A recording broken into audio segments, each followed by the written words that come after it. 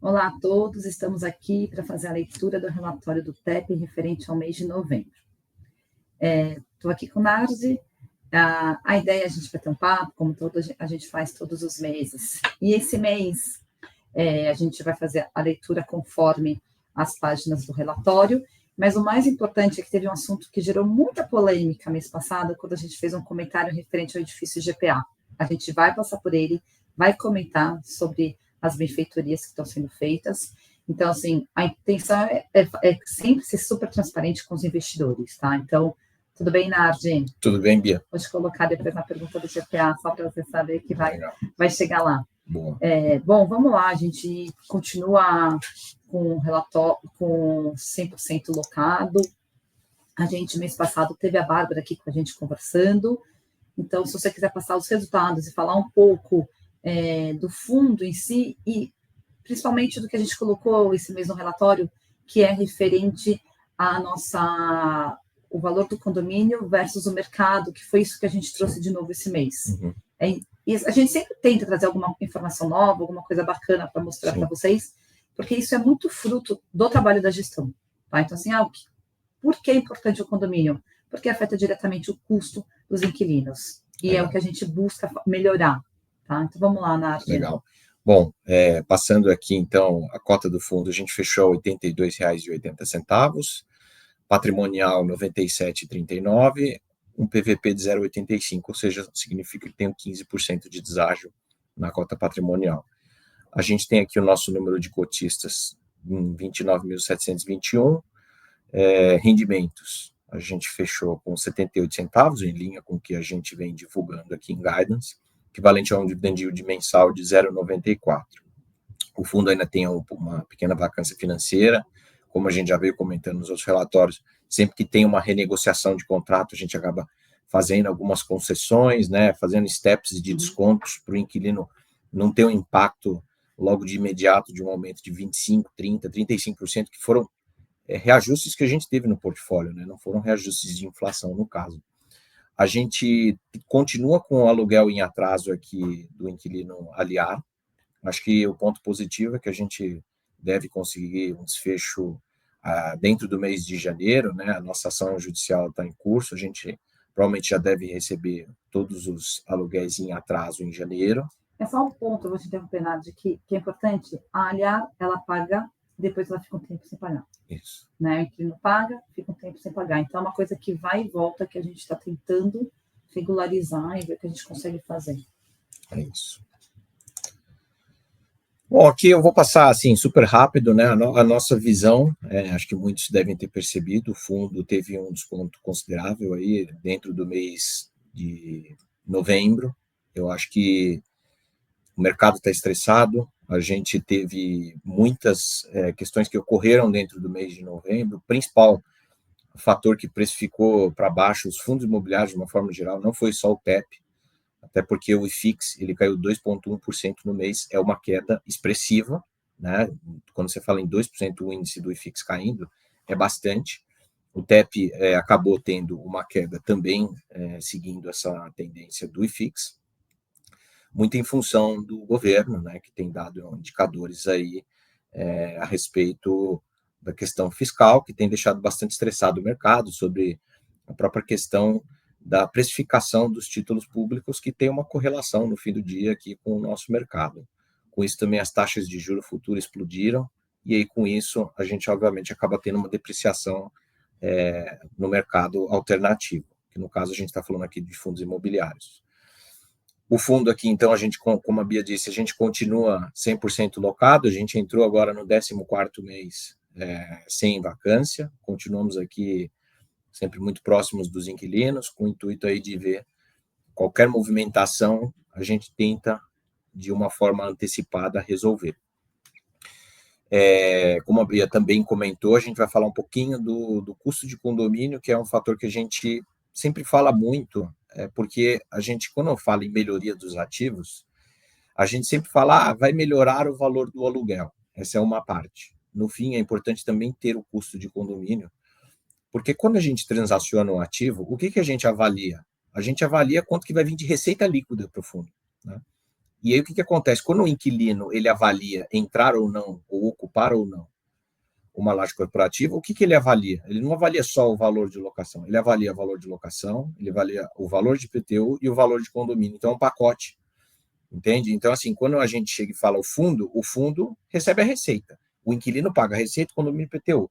No fim, se a gente tem um condomínio mais barato, a gente consegue cobrar mais caro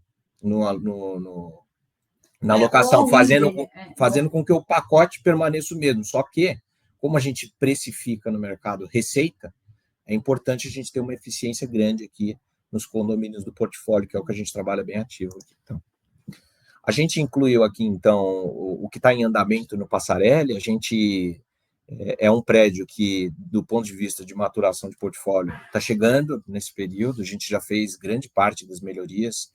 O relatório de 5 anos do TEP de setembro, a gente colocou, né, um pouco da transformação. A gente continua implementando melhorias.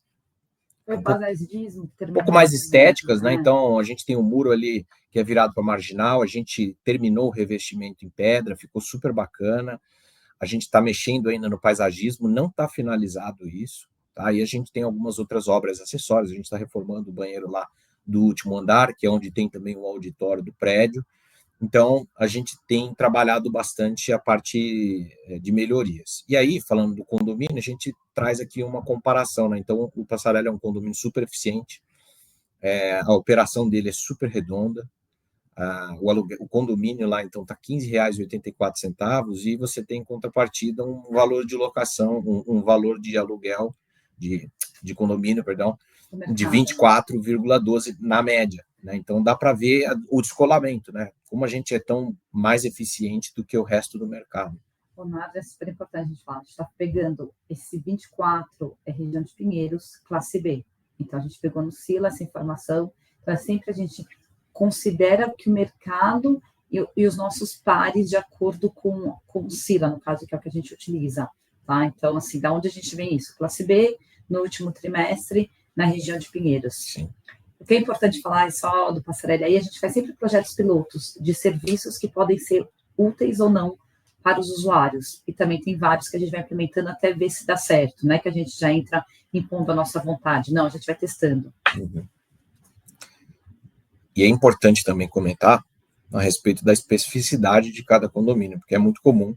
Às vezes você vê condomínio muito mais barato, mas assim, a complexidade da operação, do dia a dia do condomínio, ela pode impactar no fim. Então, não é preto no branco, tem que olhar bastante aqui a operação de cada condomínio. Torre Sul, a gente continua com ele 100% também locado. O valor do condomínio, bem abaixo da média, então dá para ver que é um condomínio também super eficiente, R$ 14,30, média de R$ 24,40. Então, realmente, tem ainda um valor muito abaixo do que o mercado tem praticado. O Torre Sul, eu vou até complementar, até que é interessante, porque sempre questionam para a gente por que o Torre Sul está locado e os outros prédios ao redor não estão. Isso é um fator que você acabou de mencionar. A diferença é tão gritante que faz com que as pessoas procurem o Torre Sul. Sim. E ele está redondo, né? Então, assim, a gente tem implementado serviços, a gente tem visto que a gente vai melhorar lá dentro. Então, são pequenas diferenças que fazem o Torre Sul ser mais atrativo que os outros ao lado. A gente tem, vou comentar rapidamente, tem um caso prático, né? O Torre Sul tem quase que uma irmã gêmea ali na Gemijal, né?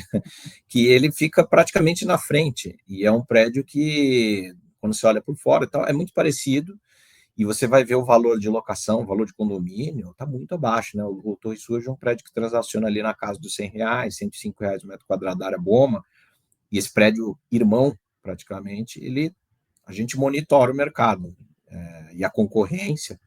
Eles a duras custas estão conseguindo alugar R$ 70, né? Então, você tem um deságio de 30%.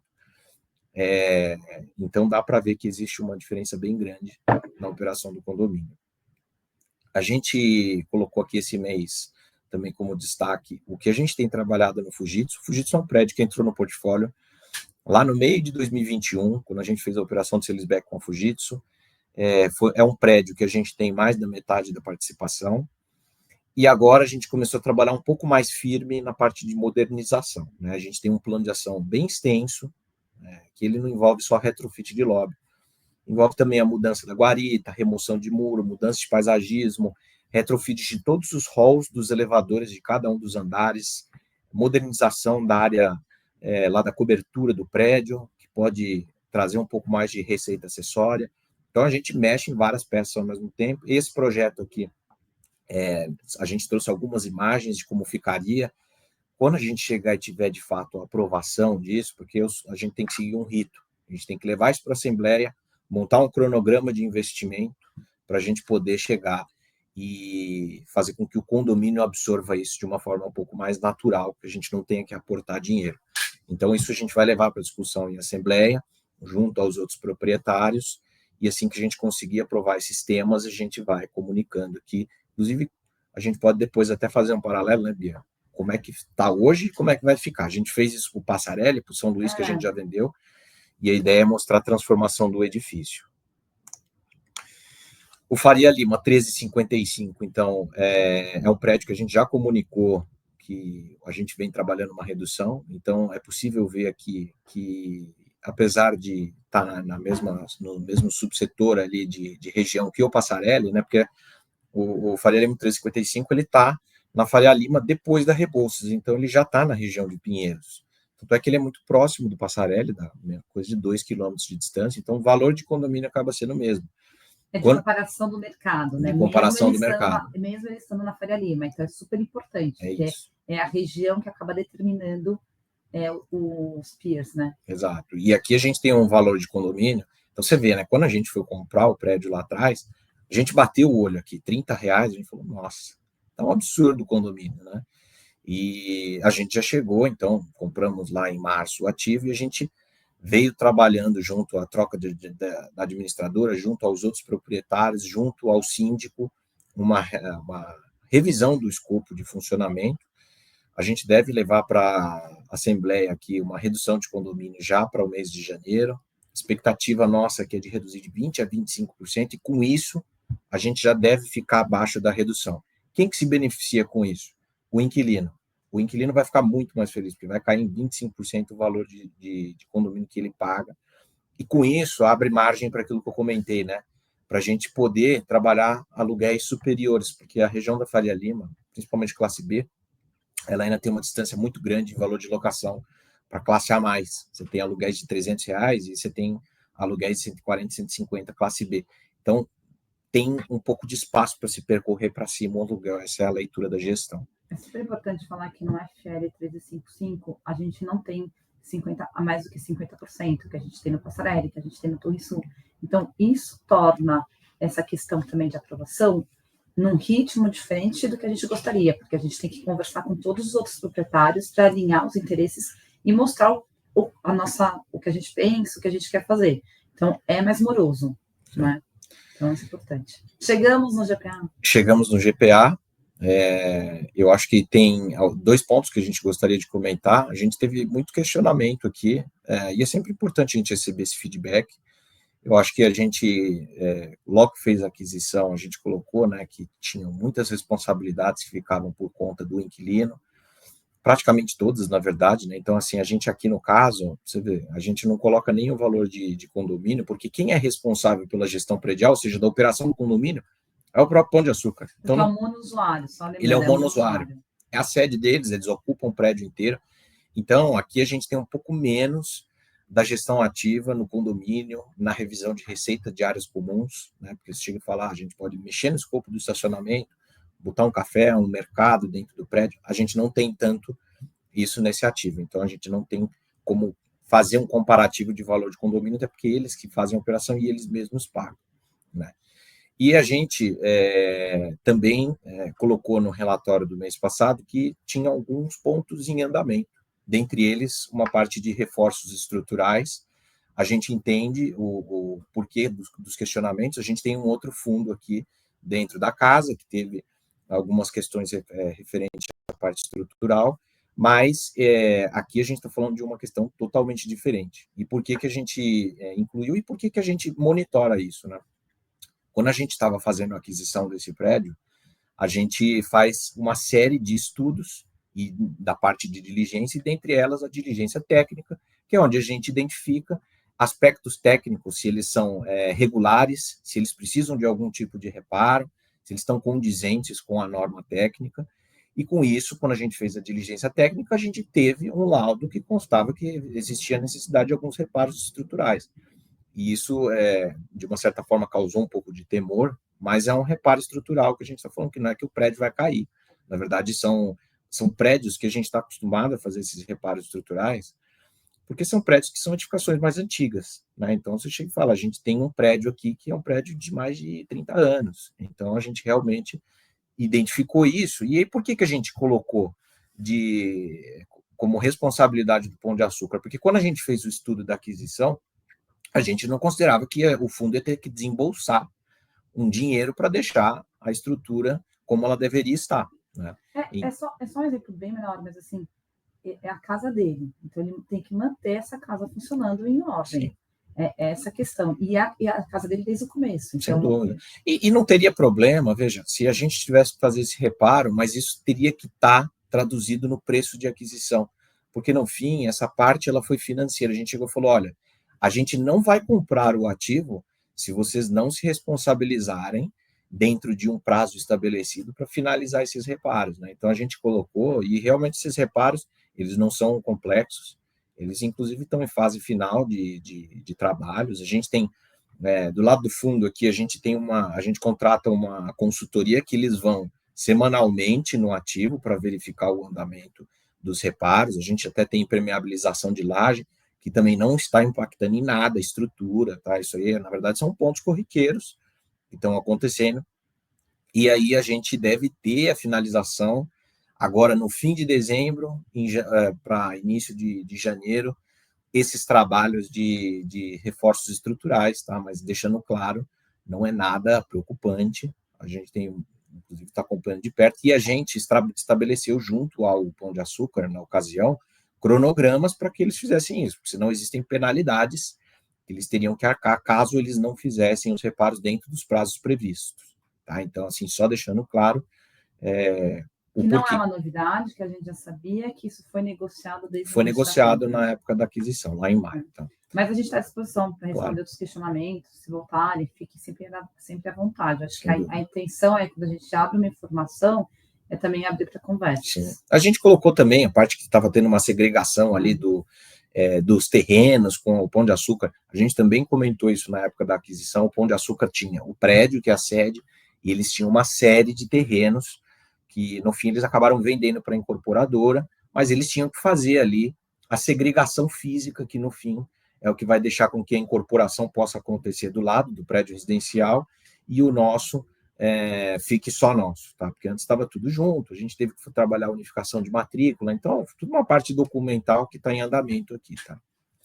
Falando do CRI, acho que a grande novidade aqui, a gente já fechou as bases comerciais do CRI, a gente está em fase final de discussão, de minuta aqui, né? E hoje a gente está gravando no dia 5 de dezembro.